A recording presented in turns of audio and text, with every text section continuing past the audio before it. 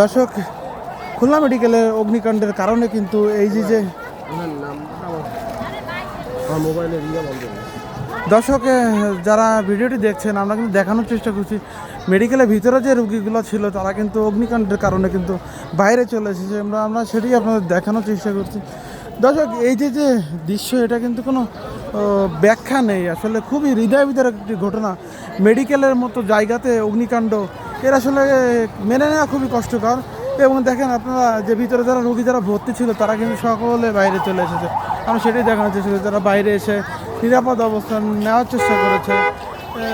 কিন্তু মেডিকেলের মতো জায়গায় শত শত হাজার হাজার রোগী যেখানে ভর্তি হয় সেখানে অগ্নিকাণ্ড আসলে এর কোনো ব্যাখ্যা আসলে নেই।